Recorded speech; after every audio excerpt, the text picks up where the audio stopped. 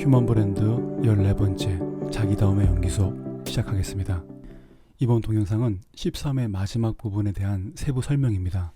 14회를 이해하기 위해서는 13회를 참고하시기 바랍니다. 직장인을 연기하는 배우가 될 것인가? 직장인으로 배우처럼 일할 것인가? 질문이 생소하다면 잠깐 동영상을 멈추고 생각해 보십시오. 최근에 배우들이 요리사가 되어 손님에게 음식 대접을 하는 TV 프로그램을 본 적이 있습니다. 제가 유심히 보았던 것은 요리가 아니라 배우 자신이 맡은 요리사 역할에 대한 몰입이었습니다. 그들이 연기하는 것인지 아니면 일을 하는 것인지는 모르겠지만 분명한 것은 요리사보다 더 요리사답게 보였다는 것이죠. 제 눈에는 일을 연기하는 것이 아니라 연기를 일로 보여주었습니다. 배우는 진짜 요리사처럼 요리하기 위해 연기가 아니라 일을 했습니다. 휴먼 브랜드 훈련으로 가장 좋은 곳은 직장입니다. 직장은 세트장 상대역 그리고 악당도 있는 완벽한 무대라고 말씀드렸죠. 직장과 직업은 자신의 자기다움, 그러니까 차별화를 검증할 수 있는 곳입니다. 나는 직장에서 여러 직장인 중 한 명으로 일할 것인가? 아니면 브랜드로 주인공이 되어서 브랜딩을 할 것인가? 브랜드로 일한다는 것은 독보적이며 차별화가 되었다는 뜻입니다. 누군가 제가 만든 보고서를 보고 이거 혹시 권민 팀장이 만들었나요? 자료 구성이나 접근 방식이 권민 팀장이 한 것 같은데요? 라고 말했다면 브랜딩이 된 거죠. 자신만의 스타일이 구축되었다는 것입니다. 이런 말을 들을 수도 있습니다. 혹시 이 회식 장소 권민 팀장이 결정한 건가요? 왠지 장소 분위기가 권민 팀장스러워서요. 이것은 휴먼 브랜드 연상 이미지를 만드는 수준까지 올랐다는 뜻입니다. 예를 들어 애플이 호텔을 만들었다면 어떤 모습일까요? 놀이동산을 만들었다면 어떻게 지었을까요? 만약에 애플이 식당을 만들었다면 어떤 메뉴가 있을까요? 애플을 좋아하는 사람들은 이 질문에 대해서 비슷하게 대답할 것입니다. 애플이 주는 브랜드 이미지와 가치를 공유하고 있기 때문이죠. 최고의 브랜드는 이런 연상 이미지를 만들어낼 수 있습니다. 물론 휴먼 브랜드는 누군가에게 자기 일을 보여주기 위해서 일하는 것이 아닙니다. 하지만 주변 사람은 휴먼 브랜드로 일을 할 때 독특한 휴먼 브랜드의 자기다움을 느낄 수 있습니다. 직장인과 차별화된 브랜드라는 것을 눈치챌 수 있죠. 저는 브랜드 편집장 일을 저의 자기다움으로 차별화하기 위해 벤치마크로 과학수사팀장 길 반장을 연구했다고 말씀드렸습니다. 길 반장이 일하는 것처럼 저도 길 반장의 관점과 태도를 가지고 제 일을 하고 싶었습니다. 그냥 잡지계에서 성장한 경험 많은 편집장이 아니라 길 반장처럼 뭔가 다른 관점으로 새로운 지식과 이슈를 던지는 편집장이 되고 싶었습니다. 저는 배우처럼 제 일을 하고 싶었죠. 만약 잡지 에디터가 아니라 마케팅이라고 한다면 저는 이번에도 저의 자기다움으로 택할 수 있는 다른 직업군을 찾을 것입니다. 저의 자기다움에는 연결과 조합이라는 것도 있습니다. 그래서 추리를 좋아하죠. 제가 즐겨보는 영화 장르 중에 액션 추리물이 많습니다. 저는 그냥 마케터가 아니라 전직 테러 색출 요원 출신의 마케터라고 저를 세팅했습니다. 전직 테러 색출 요인이 마케팅한다면 아마 경쟁 상품, 광고와 홍보보다는 소수 마니아에 관해서 관심을 남들보다 더 가질 것으로 생각했습니다. 소수 마니아에 의한 브랜드의 티핑 포인트에 관심을 두고 누가 브랜드 마니아인지를 찾는 일을 남보다 더 열심히 할 것 같았죠. 실제로 저는 이렇게 일하는 것을 바탕으로 일했고 그것을 기반으로 마케팅 추리소설인 마음 사냥꾼이라는 책도 3권을 써보았습니다. 자신의 자기다움을 표현할 수 있는 배역을 직접 만들어 보십시오. 거기서 차별화가 시작됩니다. 저처럼 길반장 같은 모델을 사용하지 않고 직접 배역을 만드는 예도 있습니다. 예를 들어 만일 당신이 현재 출판사에서 근무하는 지극히 평범한 영업사원이라면 이제부터는 사원이 아닌 주연 배우가 되어 영업사원 역할을 하는 것입니다. 당신은 자기 인생의 작가와 감독이 되어 주연 배우에 걸맞는 미션과 상황을 설정해야 합니다. 말을 섞고 싶지 않은 직속 상사가 있고 지옥 같은 직장 생활을 하고 있다면 먼저 이 문제를 풀기 위해 영화 제목처럼 프로젝트명을 만들어 보십시오. 예를 들어 회색 전쟁이라고 이름을 붙였다면 그 다음부터는 이것을 해피엔딩 스토리로 만들어 보고 일상의 자신을 극중 인물로 극화시켜 보십시오. 예를 들어 이름이 조성화라고 한다면 이렇게 캐릭터를 구체화해 주연으로 만듭니다.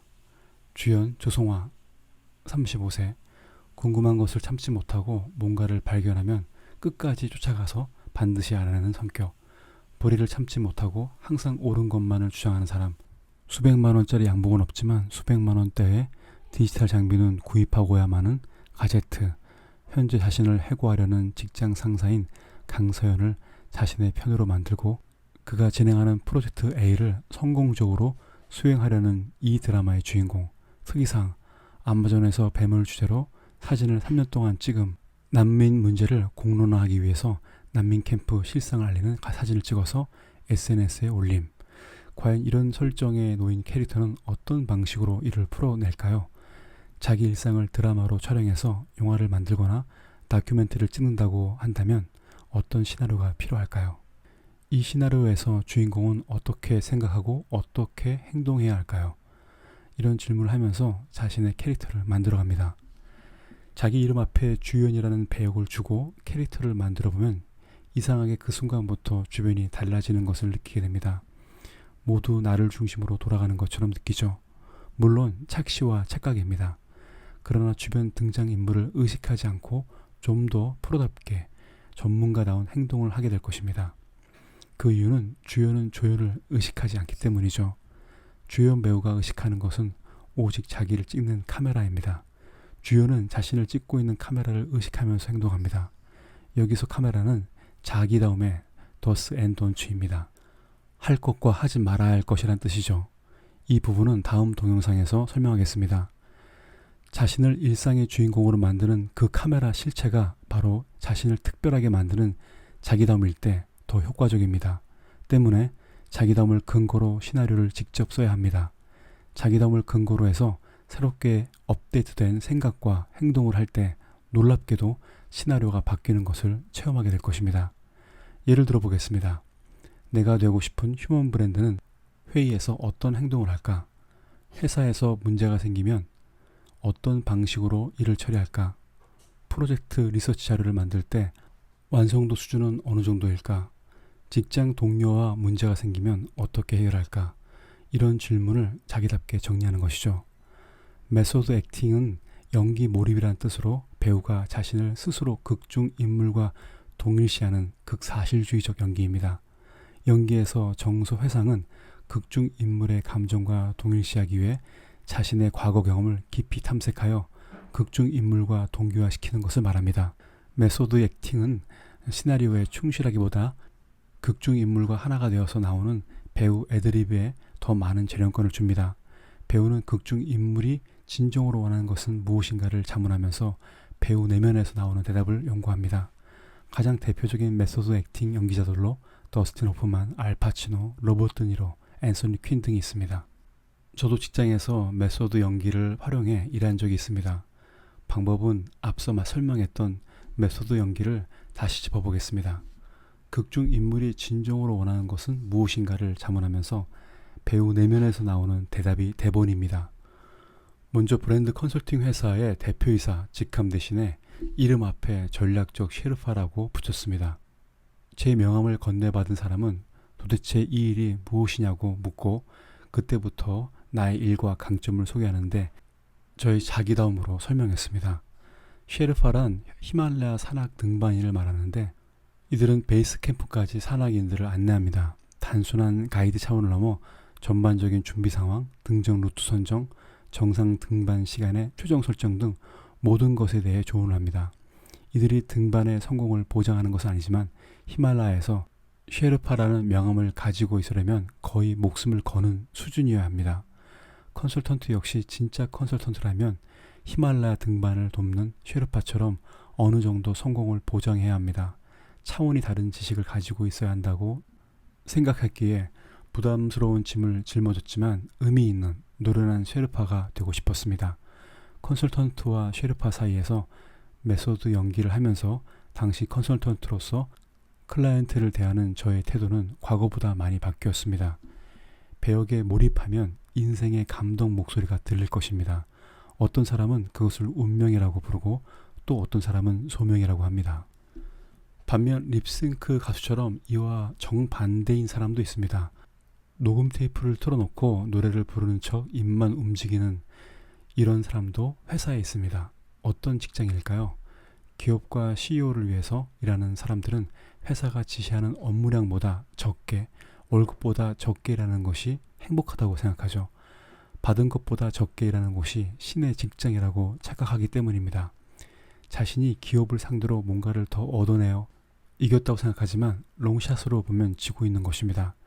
만족한 그들은 배부른 돼지가 되어 시스템 속에 소멸하고 있다는 것을 인식하지 못합니다. 노래를 부르는 신용만 하는 립싱크 가수나 일하는 척하는 워크싱크 직장인이나 다를 것이 없습니다. 회사에서 주는 일은 회사가 돈을 벌기 위해 할당된 일입니다. 그것을 수행한다고 자기다움과 자신만의 특별함이 완성되는 것은 아닙니다. 따라서 자기다움을 추구한다면 직장에서 주는 일, 그 이상의 것을 해야 합니다. 물론 일을 더 많이 하라는 것이 아닙니다. 직장에서 하는 일은 생계를 위한 일이 아니라 자신이 추구하는 일의 결과물 중 하나가 되어야 한다는 뜻입니다. 내 인생의 영화의 주인공은 나다. 시련과 갈등은 주인공에게 있습니다. 엑스트라에는 갈등이 없습니다. 그저 옆으로 지나가거나 이유 없이 죽는 사람이죠. 내가 내 인생 영화의 주인공이 되려면 결론이 있어야 합니다. 자기다움은 그 결론에 이르는 결말을 쓰는 것입니다. 오늘은 여기까지 하겠습니다. 감사합니다.